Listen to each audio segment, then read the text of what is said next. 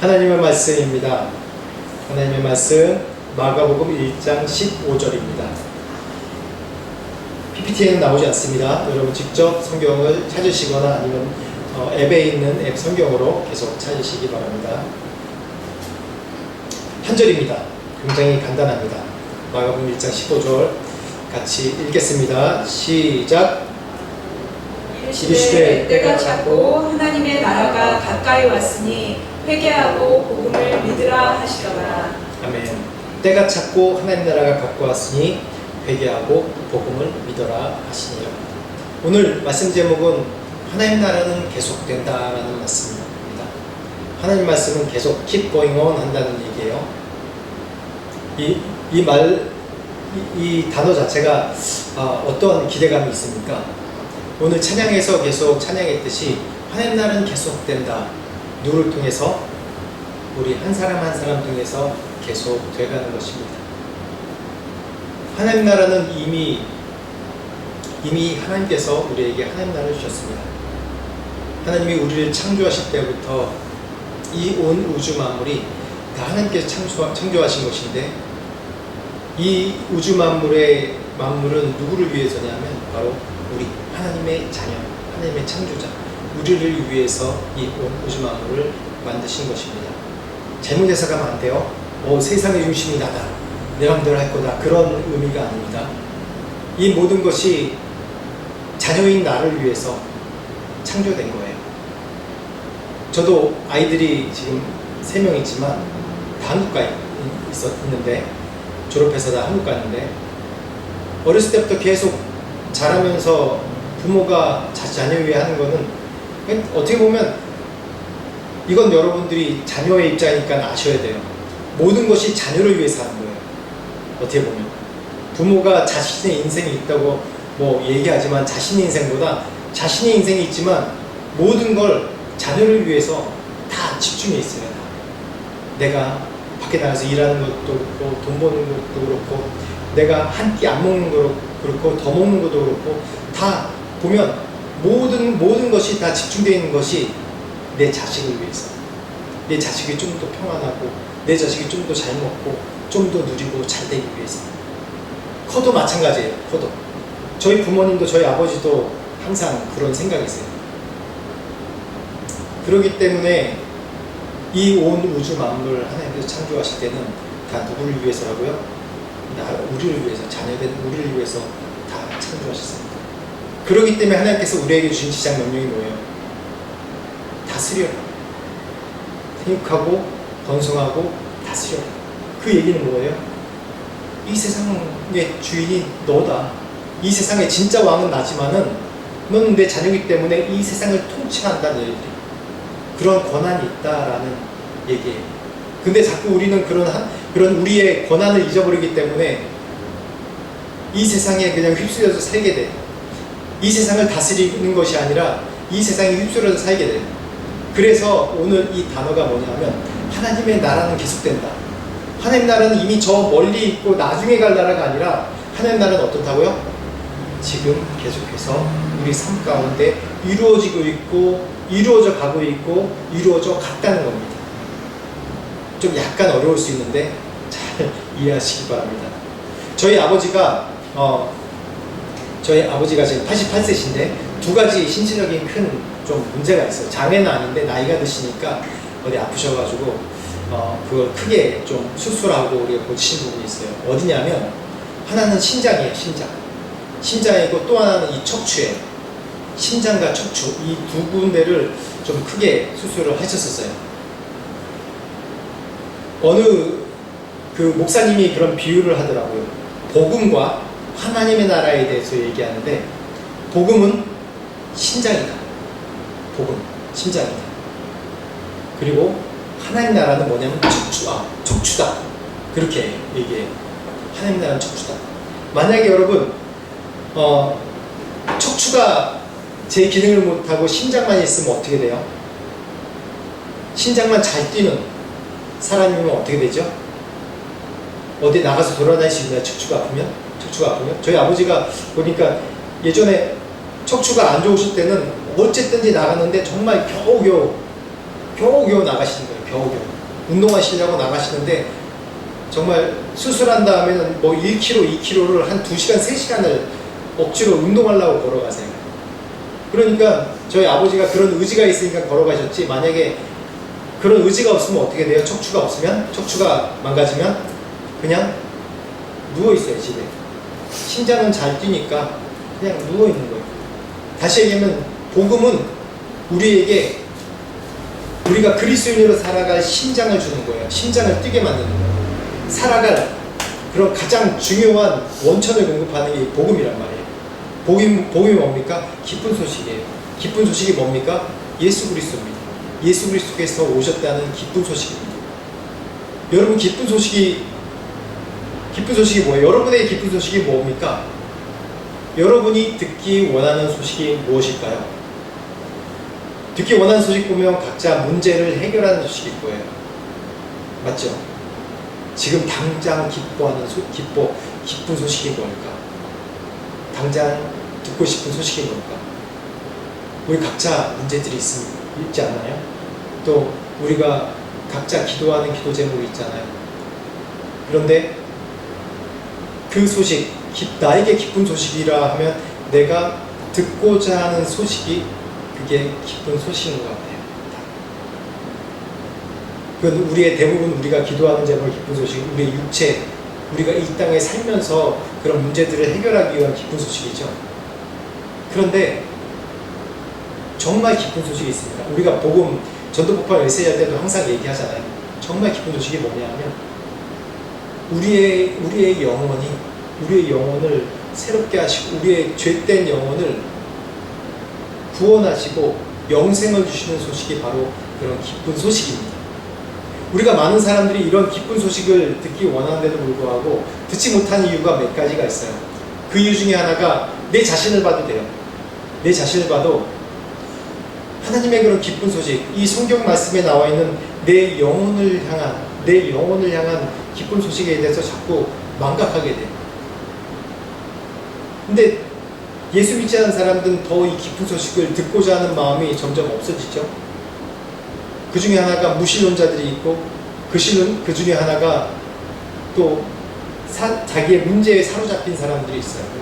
자기의 문제에 사로잡힌 사람은 지난주에도 계속해서 말씀을 나눴듯이 나에게 내가 내 문제를 해결해주면 정말 내 영혼도 팔아먹을 것처럼 그렇게 타협하려고 하는 그런 내 문제에 사로잡혀 있는 사람들이 하나님의 복음에 대해서, 좋은 소식에 대해서 귀를 막고 있는 겁니다. 내 문제에 집중하는 거예요. 문제는 내가 집중하면 집중할수록 점점 크게 보여요. 저희 모교에 돌아가신 저희 모교의 목사님, 제 모교의 목사님이 설교 때 자주 그런 말씀 하셨어요.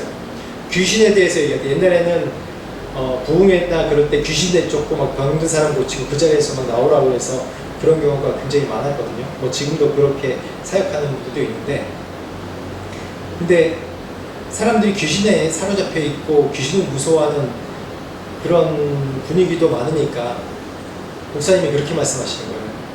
귀신은 올려보면 올려볼수록 점점 커져서 내가 뒤로 넘어져서 외진탕으로 죽고, 귀신은 내려보면 내려볼수록 점점 작아진다. 그러니까 귀신을 올려보지 마라. 자꾸 내려보라고. 그렇게 얘기를 하더라고요. 제가 뭐 30년, 40년 전에 들은 얘기예요. 그걸 몇 번 말씀하셨어요. 그 말씀을 우리에게 적용해 보면 우리의 문제, 사단이 이 세상에 살면서, 이 세상은 고난이에요. 많은 문제가 있어요. 살면 문제가 없을 수가 없어요. 돈 많다고 다 해결되는 게 아니라, 아니 이재용도 문제가, 고난이 많잖아요. 이재용 부회장도 지금 회생됐나요?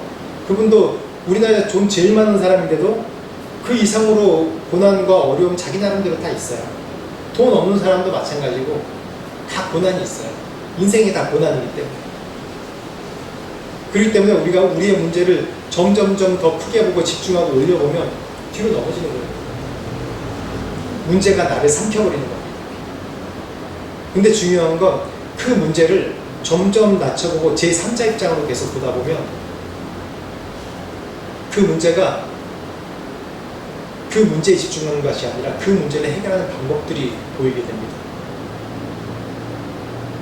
그래서 우리 크리스찬들은 좋은 소식을 듣지 못하는 이유 중에 하나가 자꾸 내 문제에 사로잡혀 있기 때문에 설교 말씀도 안 들리죠. 기도하자고 찬양하자고 그러고 찬양 말씀도 안 들리죠. 다 그러는 거예요. 어느 사람이든지 그 사람이 가장 어려울 때 보면 그 사람의 기본이 드러나는 거예요. 우리 그리스도인들은 어떻습니까? 내가 가장 어려움에 처했을 때 내가 어떠한 행동을 하고 어떠한 반응을 하냐에 따라서 내 신앙이 그 가운데 드러나는 거예요. 가장 어려운 가운데 보면 그 사람이 신앙이 어떤 신앙생활인지 드러나요. 많은 사람들이 고난 가운데 처했을 때 하나님을 원망하고 떠나는 사람도 많아요. 어떤 사람은 정말 극심한 벼락 가운데 고난 가운데 있을 때 더 주님께 매달리고 주님 앞에 나와서 기도하는 사람이 있어요. 그게 바로 기쁜 소식을 기다리는 자의 우리의 자세입니다. 그런 사람은 바로 복음이 바로 그런 거예요. 인간에게 신을 찾는 본능이 있거든요. 누구나 신을 찾는 본능이 있어요.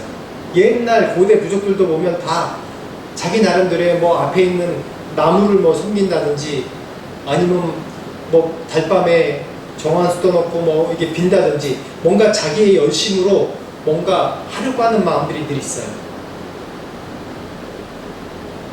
그래서 어떤 사람은 자신의 열심 때문에 이 하나님의 이 복음의 기쁜 소식, 우리 그리스도인의 가장 심장인 복음의 기쁜 소식을 듣지 못한 사람들이 많아요. 내가 이렇게 해야지 하나님께서 나한테 반응하실 거예요. 내가 이렇게 열심히 하고 이렇게 열심히 뭘 해야지, 봉사하고 뭐하고 해야지 나에게 반응하실 거야. 그렇게 생각하는 경우도 있어요. 물론 열심히 중요합니다. 그 열심이, 제가 말하는 열심은 습관이 아니에요. 거룩한 습관, 제가 습관에 대해서 계속 몇 주 동안 얘기했죠. 우리가 기도하는 습관, 예배하는 습관, 말씀 보는 습관, 이 습관은 계속해서 지켜야 돼요. 근데 많은 사람들이 나의 공로의식으로 이 세상에서 다 그렇잖아요. 열심히 일하고 돈 벌고 뭘 해야지 그만큼 자기가 성취를 얻는다라고 얘기하잖아요. 그래서 그런 우리의 세계관이 있기 때문에 자꾸 나 열심에 따라서 하나님 앞에 나오려고 해요. 그래서 하나님 앞에 나오지 못하는 게 내가 하나님 앞에 열심이 없어서, 내가 죄인인 건 알아요. 내가 죄인이기 때문에 내가 하나님 앞에 못 나오겠다. 내가 막 살아서 하나님 앞에 못 나오겠다. 그렇게 생각합니다. 그래서 이 복음의 기쁜 소식을 내 스스로 자꾸 막아버리는 그런 기독교인, 예수 그리스도 믿는 그리스도인인데 종교인으로 되어버리고 있습니다. 근데요, 정말 이 복음의 기쁜 소식이 뭐냐면 로마서 5장 8절에 보면 우리가 아직 죄인이었을 때 그리스도께서 우리를 위하여 죽으심으로 하나님께서 우리에 대한 자기 사랑을 확증하셨느니라 라고 말씀하십니다. 뭐라고요? 우리가 이미 죄인이었습니다. 우리가 이미 죄인이었을 때 예수 그리스도께서 우리를 위해서 십자가에 못 박혀 돌아가셨다.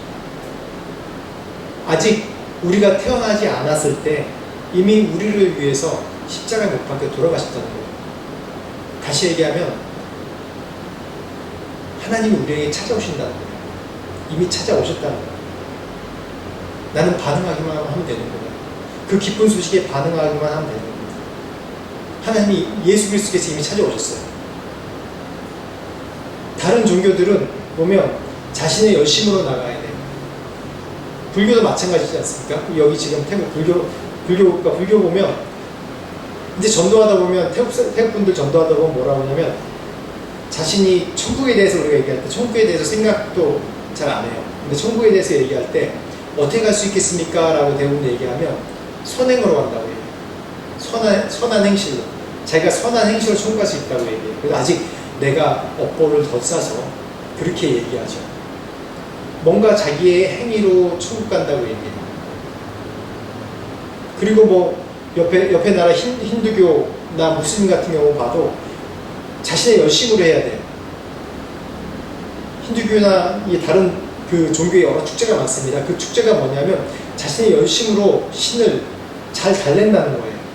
잘 구슬리고 달래면 나의 정성을 봐줄 거다라는 나의 정성, 그걸 갖고 나가는 거예요. 근데 우리 예수 믿는 예수님은 달라요. 어떠시죠? 예수님은 나의 어떠함과 상관없이 나에게 먼저 찾아오시는 겁니다. 지금도 나에게 찾아오시는 거예요. 그게 바로 기쁜 소식이에요. 그게 바로 복음의 우리의 심장이란 말이에요. 거기에 반응만 하면 돼요. 반응 안 하기 때문에 가끔 전기 충격기로 뻥 해가지고 심장이 뛰게 만들고 그럴 수 있지만, 그러면 너무 아프잖아요. 너무 아프잖아요. 지금도 하나님은 우리에게 계속해서 내가 너에게 찾아온다, 계속해서 문을 두드리고 나에게 내 영혼을 열어서, 내 삶을 열어서 예수 그리스도를 받아들이기를 지금도 기다리고 있습니다. 하나님, 내 삶 가운데 오셔요. 하나님, 내 삶 가운데 오세요. 하나님, 내 삶 가운데 간섭해 주세요. 깊게 들어오셔서 간섭해 주세요. 제가 주님 아니면 살 수가 없습니다. 주님, 찾아와 주세요. 간섭해 주세요. 계속해서 그렇게 기도해야 되는 거예요. 계속해서 마음을 열어야 되는 거예요. 이런 방해하는 요소들이 있죠. 제가 왜 이 복음에 대해서 우리가 이미 알 수도 있는데 제가 왜 자꾸 얘기하냐면, 우리 스스로 문제 때문에, 우리의 살아온 가치관과 세계관 때문에 자꾸 내 스스로가 이 복음에 대해서 거부하고 막아버리기 때문에 그래요. 이미 예수 그리스도, 이 말씀 방금 읽었듯이 이미 우리의 영생의 복음, 영생의 소식, 영원히 사는 그런 이 세상과 비교할 수 없는 축복을 우리에게 주셨는데도 불구하고 자꾸 거부해요. 영생의 소식. 만약에 우리가 영원히 산다고 생각해 보세요. 지금 이 시간의 삶의 고통과 고난이 우리에게 큰 영향을 줄까요? 아니에요. 뭐 영원히 사는데 이러한 고통과 고난이 잠시지. 정말 잠시거든요. 우리의 어려움과 고난이 잠시거든요. 근데 자꾸 여기에 함몰되니까 자꾸 내 스스로 죽겠다고 내 스스로 자꾸 함몰되고 자꾸 여기에 빠져나오지 못하고 영원한 이 가장 기쁜 소식, 우리에게 가장 기쁜 소식인 복음, 이 소식을 자꾸 거부해버리는 겁니다. 이런 심정이, 이러한 마음, 이러한 복음, 내 심장이 뛰게 하는 예수 그리스도로부터 시작되는 영원한 영생한 우리에게 천국을 주신, 영생을 주신 그 복음을 먼저 내 안에 뛰게 하는 게, 그게 가장 중요한, 가장 첫 번째입니다. 그리고 뭐냐면 오늘 얘기했듯이 하나님 나라입니다. 하나님 나라. 누가복음 4장 43절 한번 찾아보시겠어요? 누가복음 4장 43절.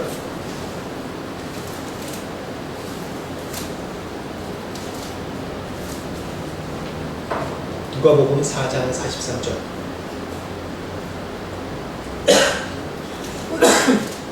같이 읽겠습니다. 시작. 예수께서 이르시되 내가 다른 동네들에서도 하나님의 나라 복음을 전하여야 하리니 나는 이 일을 위해 보내심을 받았노라 하시고. 예수께서 어떤 일로 보내심을 받았다고요? 하나님 나라 복음을 전하여야 하리니 라고. 하나님 나라 복음입니다. 하나님 나라 복음. 오늘 제가 그 심장과 척추로 얘기했죠. 복음 하나만 아니라 하나님 나라도 같이 하나님 나라 복음이라고 얘기해요. 이게 떨어뜨릴 수 없는 거예요. 사실 같이 가는 거예요. 근데 자꾸 우리가 한쪽만 선택하니까 우리 신앙생활 가운데 자꾸 좀 기형적인 반응을 계속 하는 겁니다. 사도 바울도 사도행전 28장 마지막 말씀에 뭐라고 하냐면, 하나님 나라를 전파하며 주 예수 그리스도에 관한 모든 것을 담대하게 거침없이 가르치시더라 라고 얘기합니다. 하나님 나라 전파하는 거. 하나님 나라를 전파하며 주 예수의 그리스도에 관한 모든 것을 전하는 게 바로 그게 복음입니다. 복음. 오늘 말씀 마가복음 1장 15절 보면, 때가 찼고 하나님 나라가 가까웠으니 회개하고 복음을 믿으라 하시더라. 세례 요한도 그렇고 예수님도 그렇고 첫 번째로 한 얘기가 뭐냐면, 회개하라, 천국이 가까웠느니라. 예수님도 제일 처음에 하신 말씀이 회개하라, 복음이 천국이 가까웠느니라 라고 얘기하시거든요. 오늘 마가복음 1장 15절에 그렇게 말하고 있습니다.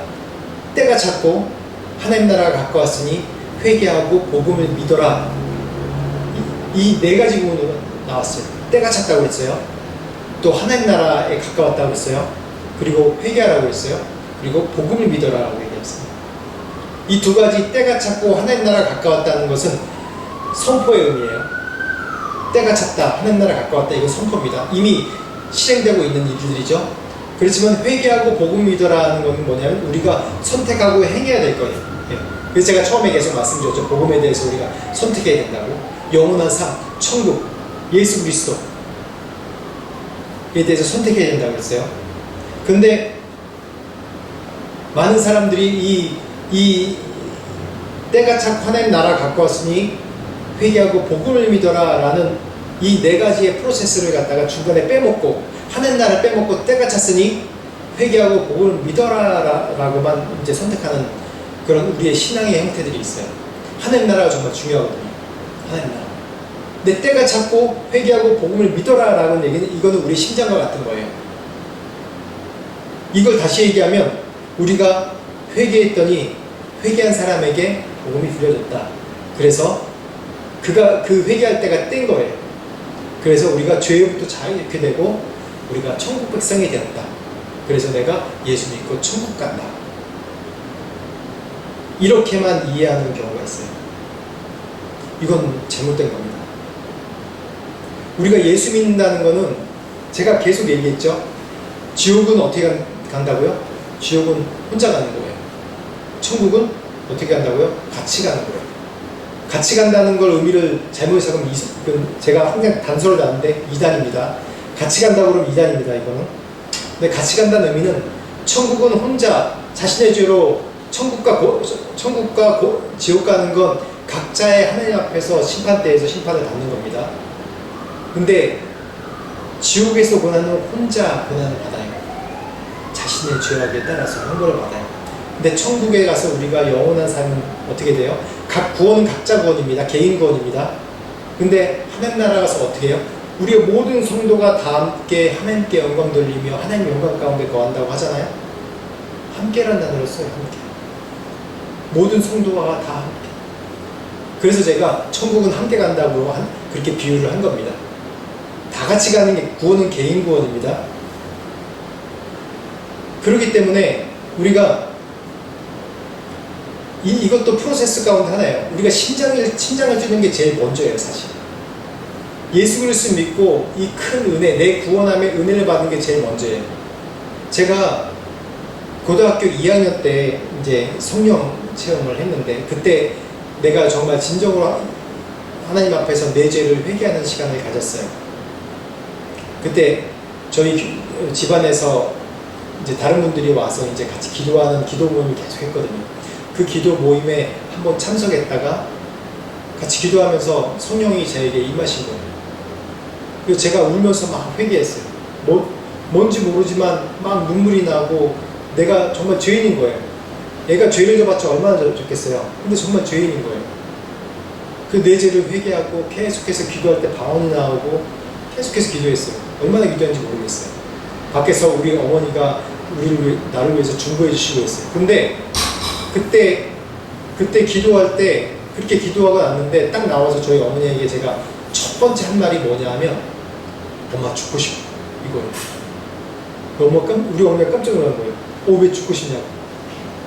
왜 그러냐고. 그러니까 나 죽어서 천국 가고 싶어. 지금 당장 죽어서 천국 가고 싶어. 제 얘기는 이거였어요. 죽어서 당장 천국 가고 싶어. 그러니까 성령이 우리 가운데 오시면 우리가 예수 그리스도를 깊이 체험하면 첫 번째 반응이 이겁니다. 이 세상 것은 아무것도 의미가 없이 느껴져요. 제가 고등학생 때 얼마나 즐길 게 많습니까? 친구랑 놀 일도 많고 여러분 학생 때 나가서 늘 놀고 싶잖아요. 청년 때도 늘 나가서 친구 만나고 친구 사이에 놀고 싶잖아요. 근데 그게 그때는 거의 제가 11월 달인데 기억해요 지금 11월 달인데 친구랑 놀고 친구랑 만나는 게 저한테 아무 의미가 없어졌던 거예요. 그냥 집에서 성경 보고 그냥 기도하고 집 밖을 안 나갔어요. 저희 어머니가 굉장히 신기하게 생각하는 거예요.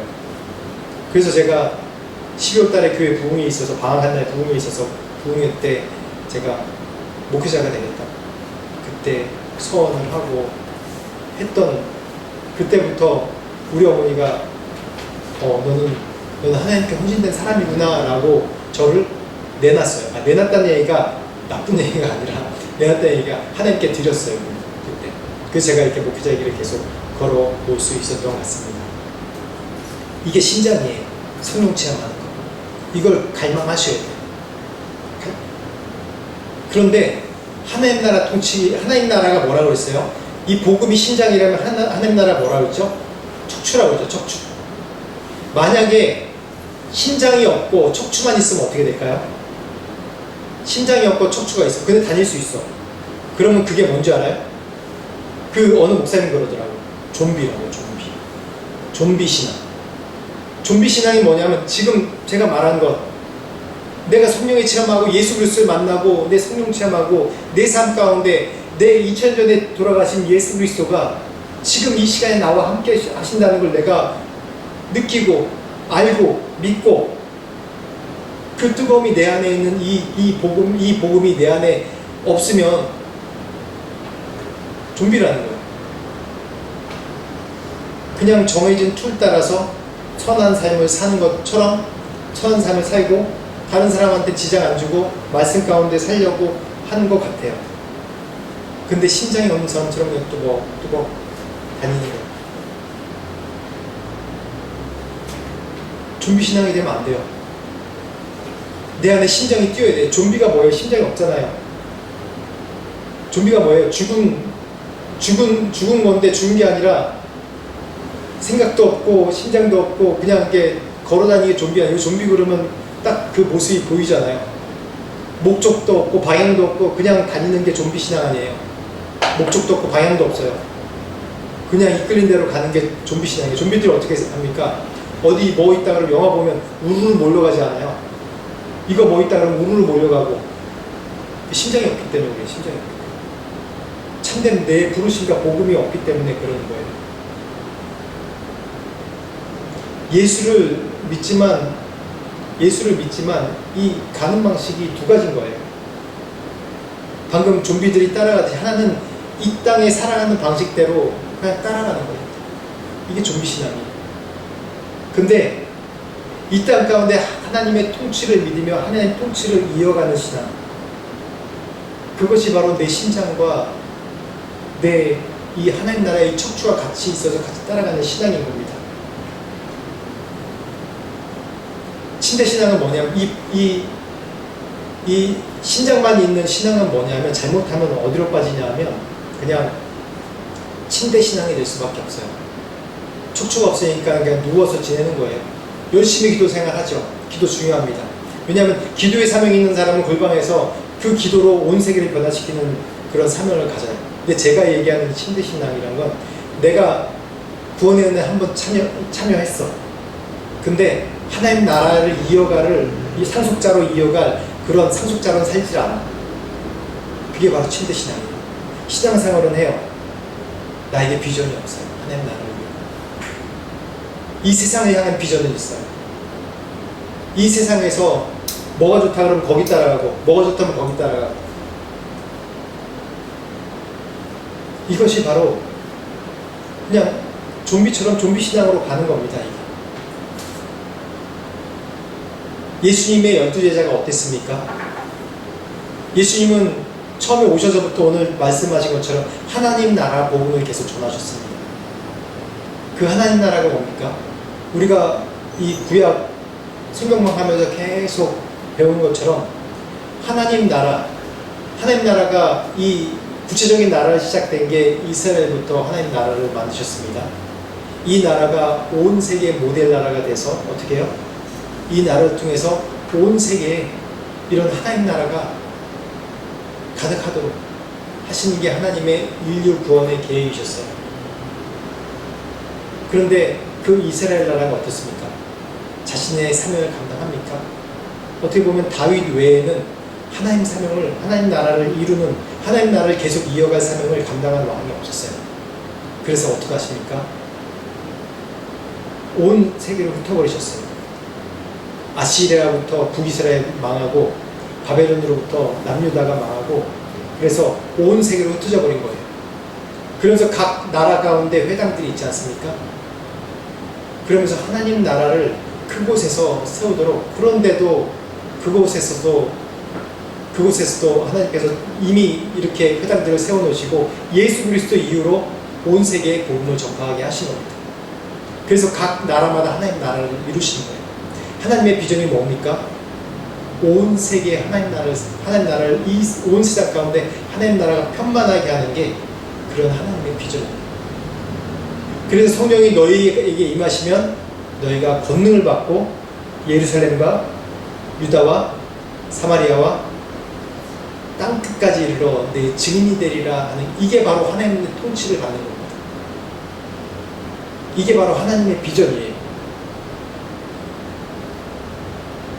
그런데 제자들은 다들 어떻게 생각하냐면, 예수님께서 이 공생에 3년 동안 지내실 때 뭐라고 하냐면, 어느 정도 되니까 예수님이 기적도 베푸셨어요.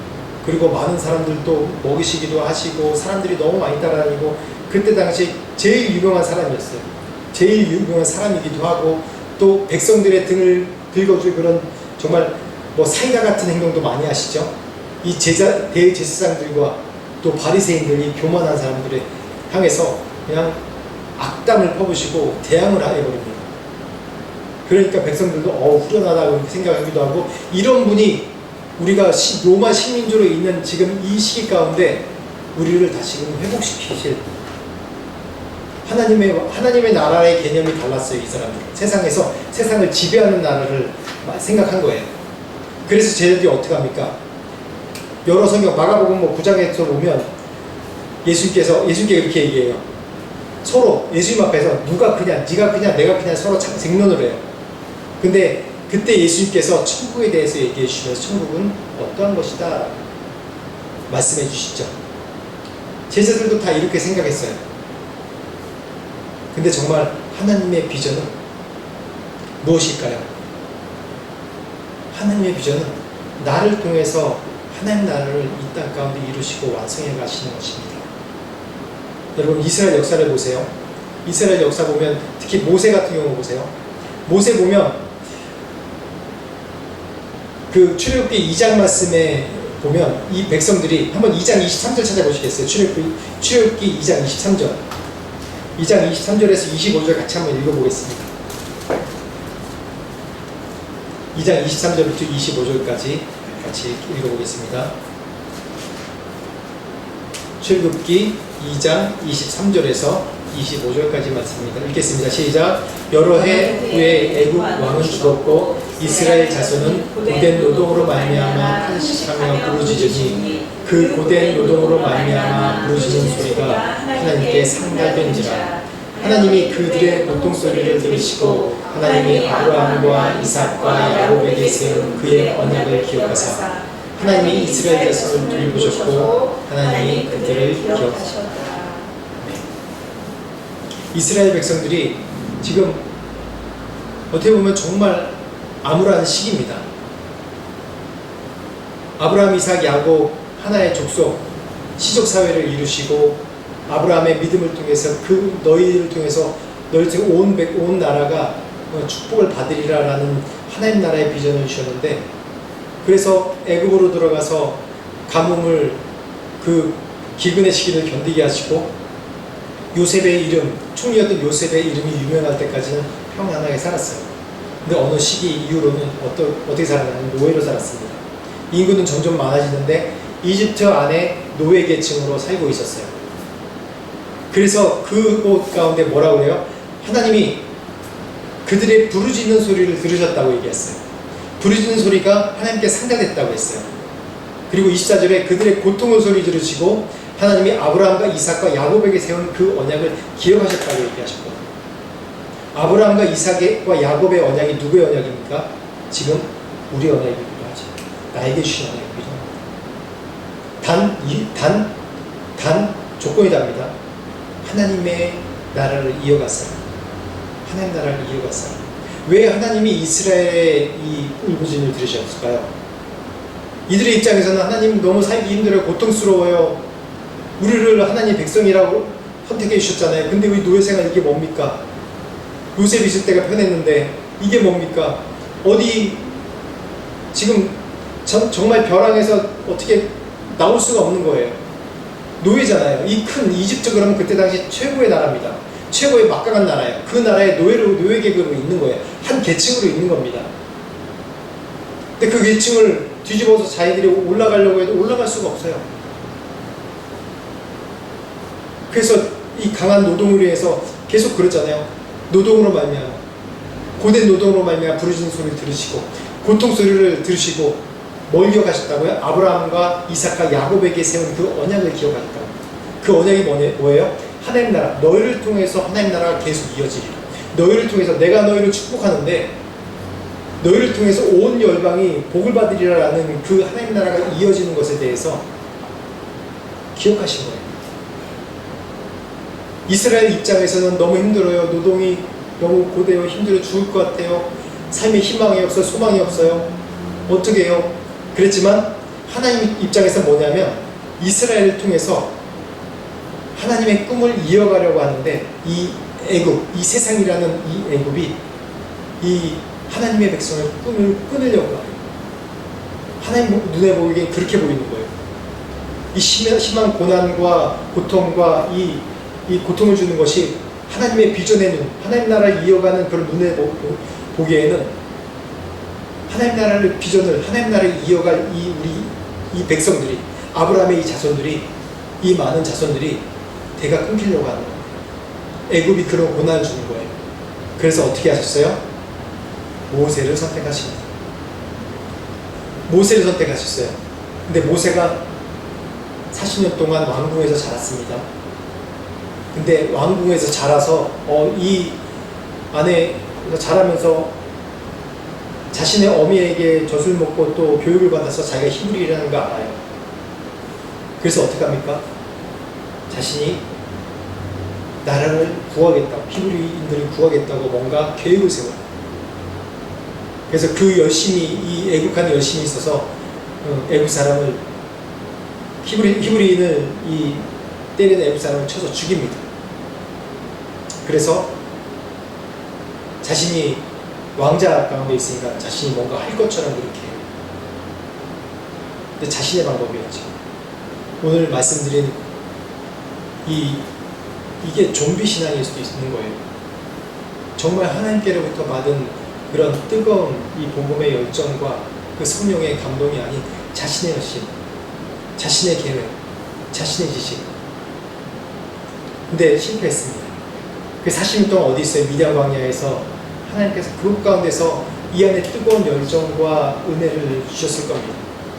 그 시간이 암흑 기간이라고 얘기하는 사람도 있는데 저는 그 시간이 하나님께서 바울이 예수님을 만난 후에 10년, 11년 동안 이 아라비아 광야에서 훈련받은 것처럼 모세도 40년 동안 훈련받아서 자기의 인간적인 생각과 다 내려놓고 정말 지도자로 이 신장과 척추가 올바른 신앙인 그런 열정으로 거듭났어요.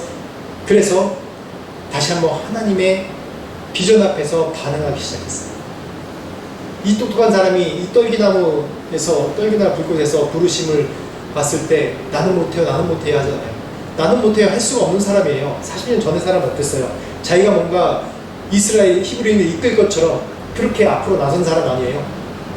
근데 나는 못해요. 나는 힘이 없어. 나는 못해요. 계속해서 그렇게 계속 부인하지 않습니까? 자기 자신이 나서진 겁니다. 그러면서 하나님의 그런 부르심에 반응할 때 네가 하나님 나라, 하나님의 택한 백성을 이어가야 되지 않냐 반응했을 때 하나님께서 모세의 그런 능력과 지혜를 사용하신 것이 아니라 하나님께서 직접 모세를 통해서 하나님의 능력을 이 애국 가운데 바로 앞에 보여주셨어요. 그래서 이 이스라엘 백성들을 이끌어내셨죠. 광야에서 40여 년간 물론 그들의 잘못된 선택으로 1세대가 광야에 죽었지만 계속해서 정말 가나안 땅, 하나님께서 말씀하신 그 땅의 나라를 이루는 그런 것까지 갔습니다. 하나님의 입장에서는 하나님의 비전을 이어갈 사람의 고통을 보지 않으세요. 그냥 참고 보지 않으세요. 하나님. 그래서 우리가 추상적인 것 같지만 하나님, 제가 하나님의 영광을 위해 살겠습니다. 하나님의 이름을 나타내겠습니다. 라고 하는 그런 의미가 내 영광이 아니라 하나님 나를 통해서 하나님 나라를 이어가 주십시오. 이 온 세계에 하나님 나라를 이어가 주십시오. 나를 통해서 하나님 나라를 이어가 주십시오. 라고 얘기하는 거예요. 저는 우리 계속 기도할 때 이거 어떤 사람은 그렇게 얘기하더라고요. 제가 이렇게 지금 이 세상 움직이는 이 세상 일들이 너무 선교사 관점으로 본다라고 저한테 얘기하는데, 저는 어떻게 보냐면 온 세계에 지금 K컬처가, K문화가 온 세계에 다 퍼졌잖아요. 제가 처음에 99년도 선교 나올 때만 해도 한국 사람 그러면 저는 제 안에 자부심이 있어요. 나는 코리안이다라는 자부심이 있었어요. 그래서 인도 처음 갔을 때 사람들이 어디 사람이냐 그러면 난 코리안이다 그러면 그래. 근데 아는 줄 알았어요. 근데 나중에 보니까 코리아가 어디인지 모르더라고요. 인도에도 보면, 동북인도 보면 이제 우리 몽골족 같은 여기 미얀마 쪽 사람들이 살거든요. 그러니까 그 사람들은 어떤 사람도 코리아가 어디냐 물어보면 내가 안다고 그래요. 안다고 그러면 어디냐 물어보면 저기 동북인도 쪽에 있는 자기 나라에 있는 한쪽 부족인 줄 알고 있어요. 코리아를. 그랬던 시절이 있었던 거예요. 근데 저는 그냥 자부심이 있었어요, 그때. 근데 지금 생각해 보니까 창피해서 등골이 옥상한데, 지금은 어때요? 어느 나라 사람이나 우리나라 사람은 어디 가든지 한국 사람 그러면 환영받잖아요, 다. 너무 좋더라고요, 지금. 어느 나라 가든지 기본적으로 안녕하세요는 다 알아요. 감사합니다도 알아요. 심지어는 함부로 욕하면 안 돼요. 욕하면 사람들 알아들어요. 다 이 드라마를 많이 보기 때문에. 지금 이렇게 K컬처가 지금 지난주에도 제가 설명했는데 캐데언 맞죠? 캐데언? 그 영화가 지금 그 웨스턴이나 어린이들은 그 영화를 너무 좋아한대요. 그 애니메이션 영화를. 그러면 벌써 그 다음 세대까지 K컬처가 영향을 미친 거예요. 왜 이렇게 영향을 미치게 할까요? 이 조그만 나라, 자원도 없고 인력 자원밖에 없는 이 나라를 통해서 왜 이렇게 어떻게 보면 천지개벽이 일어난 거예요. 우리 입장에서 보면. 우리 권사님도 이미 30년 전에 나왔을 때 한국 사람이 어떻게 대접받는지 알잖아요. 유명하지도 않았어요. 대장금 통해서 이 태국에서는 조금씩 알려졌지. 그렇게 유명한 나라가 아니에요. 주목받는 나라가 아니었단 말이에요. 그런데 왜 이 시대에 이렇게 우리 K컬처가 유명해지고 온 세계 주목을 받을까요? 보통 역사적으로 보면 권력이 들어가고 힘이 들어간 다음에 문화가 같이 따라 들어가는 거거든요. 근데 우리는 아직까지 이 세상의 최고의 최강국이 아니에요. 그런데도 컬처가 먼저 이 세상 가운데 영향을 미쳤어요. 그런 이유가 뭘까요? 저는 선교라고 생각해요. 하나님의 나라, 하나님의 복음을 우리를 통해서 이어가길 우리 민족, 우리 대한민국을 통해서 이어가길 원하시는 거란 말이에요. 왜 아멘? 아멘 해야지. 여러분에게 달려있는 거예요. 다 그게. 다 여러분에게 달려있는 거예요. 특히 다음 세대. 우리도 마찬가지고. 어느 시대가 지금, 이런 시대가 언제 있었어요, 우리나라가? 없었단 말이에요, 한 번도. 그런 이유가 저는 또 더 깊게 해석하면 어떻게 해석하냐면, 이 태국이 54년도에 처음 우리나라 선교사님이 이곳에 오셨거든요. 6.25 끝나자마자 왔단 말이에요. 6.25 끝나자마자 우리나라 어떤 나라였어요? 세계 최빈국이었단 말이에요. 6.25 때 태국 군인들이 우리나라 도와줬어요. 필리핀 군인들이 와서 도와줬어요. 최고 빈국이었단 말이에요. 그런데 선교 나왔어요.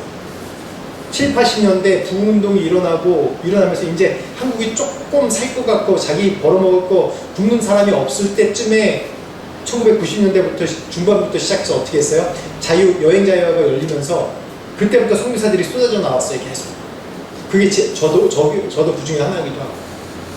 근데 선교 다 나왔는데 잘할 것 같았는데 솔직히 말해서 잘 못해요.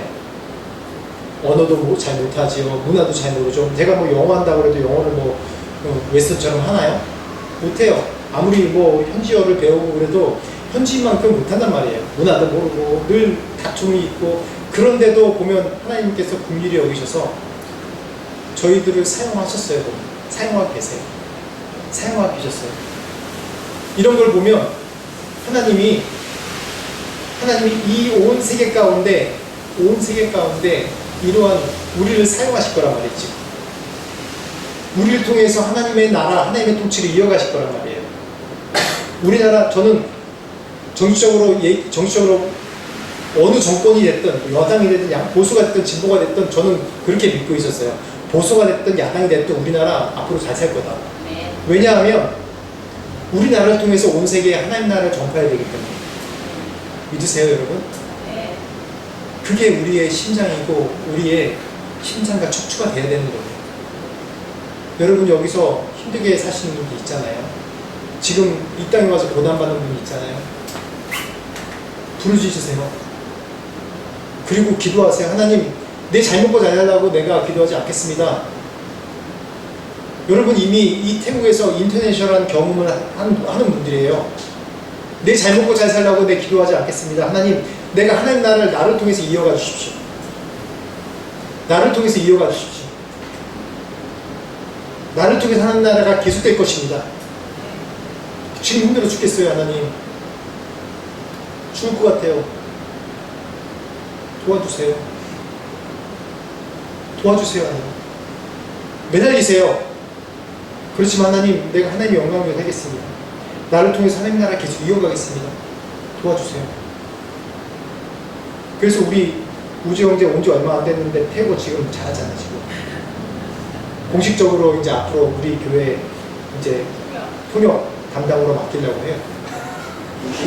우리 창훈 형제는 이제 우리 교회 건축 담당. 우리 교회를 태국에 10개 교회를 세울 거거든요, 먼저. 다 하나님 영광을 위해서 하기 때문에 분명히 여러분들 문제 다 해결해 주십니다. 아멘. 아멘. 다 해결해 주실 겁니다. 잘 되게 해주실 겁니다. 왜? 나를 통해서 하나님 나라가 이어져 가야 되기 때문에. 또 성경 인물 한 명 더 봅시다.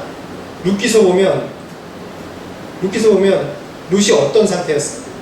나오미가 어떤 상태였어요? 나오미에게 아들이 있었습니다. 근데 이 이스라엘의 어려움을 피해서 이방 땅에 가서 살다가 다 아들 다 죽고 나오미랑 이 두 며느리만 돌아왔어요. 근데 내가 너희들 며느리를 건사 못하니까 니들 알아서 가라. 한 며느리 떠나고 누구만 나왔어요? 룻만 남았어요. 룻은 하나님 나라가 어머니의 나라가 내 나라가 되고 어머니 통치가 내 하나님이 될 것입니다 라고 고백하면서 그곳에 있었어요. 근데 하나님 나라가 어떻게 이어져가요? 룻이 성경 인물 중에 이 성경의 예수님의 계보 중에 나온 인물 중에 하나가 룻입니다. 그쵸? 근데 하나님은 그 죽어가는 나오미 아들도 없고 아무것도 없는 아들이 자식을 어떻게 낳아요? 룻도 이거 미련하게 보여요. 정말 성경을 보면 룻이 정말 미련하게 보여요. 왜 그 늙은 부모 시어머니 고부간에 갈 땐 좋지도 않을 텐데 그 시어머니 밑에서 시어머니를 섬기겠다고 그렇게 하고 있어요. 근데 그 안에 믿음을 보신 거예요. 그 안에 하나님 나라를 이어가고자 하는 믿음을 보신 거예요. 그래서 룻을 통해서 계대결혼 보아스를 만나서 보아스를 통해서 자녀를 낳잖아요. 그래서 그 자녀가 다윗의 증조할머니가 되고 할아버지가 되고 또 그 다윗의 자녀를 통해서 예수까지 이어지는 놀라운 일이 벌어지잖아요. 하나님 나라는 이렇게 이어지는 겁니다. 가늘지만 굵게 이어지는 거예요. 하나님은 한 번도 하나님 나라를 이 땅에 이루시길 포기하신 적이 한 번도 없으세요. 근데 여러분이 왜 여러분 삶을 포기하세요? 왜 여러분이 여러분의 미래를 포기하세요? 그거는 죄악입니다. 그거는. 여러분 한 사람 한 사람 통해서 하나님 나라를 이어가기 원하시는 거예요. 여러분 아무것도 아닌 것 같죠? 여러분 내가 여자가 결혼해서 애를 낳으면 집안에 있는 것 같으니까 내가 아무것도 아닌 것 같이 느껴질 수도 있어요. 그러니까 아무것도 아닌 게 아니에요. 내 자녀를 통해서 하나님 나라 계속 이어지는 그 큰 일을 하는 겁니다.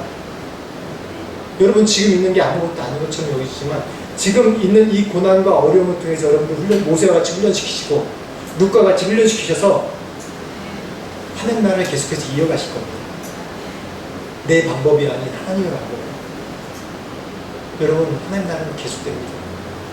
오늘 말씀 여러분 그러기 위해서 여러분의 이 영원한 생명 내가 영원히 살 것 영생이 나한테 있는 이 소망 이 심장 이 뜨거운 심장을 가져야 돼요.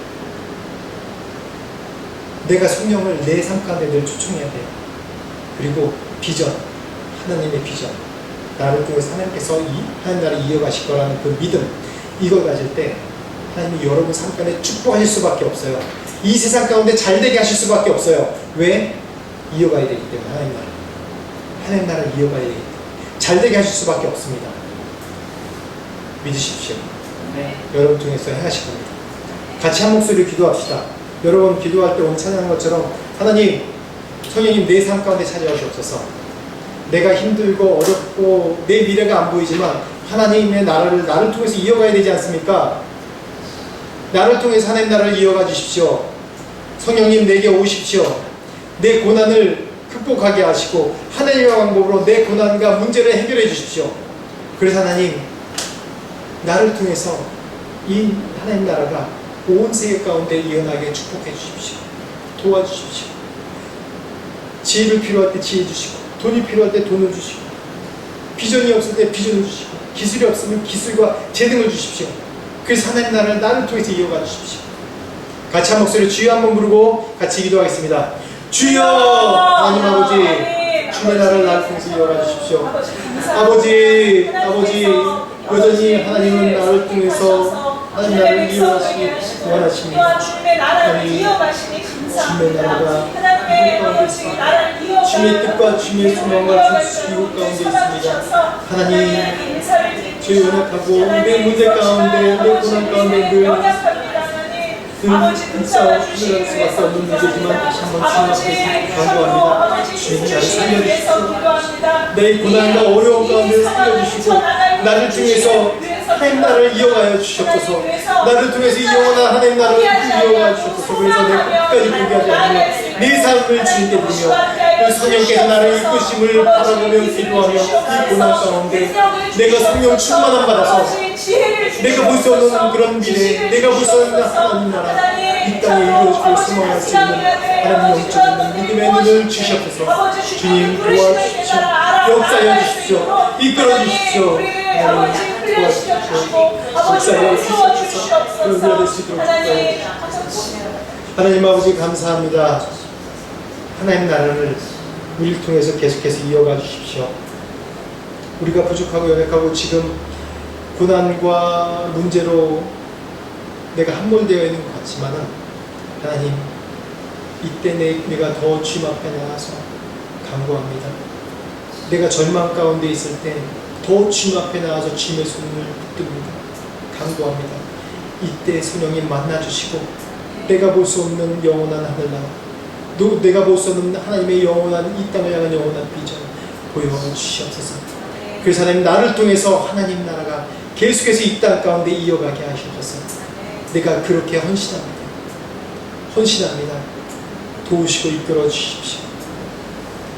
지금 우리 주 예수 그리스도의 은혜와 하나님 아버지의 무한하신 사랑과 성령님의 감동 역사하시는 하나님의 나라가 나를 통해서 계속해서 이어지기를 소망하고 그 비전을 바라보는 모든 자들에게 지금부터 영원토록 함께 하시기를 간절히 축원하옵나이다. 아멘.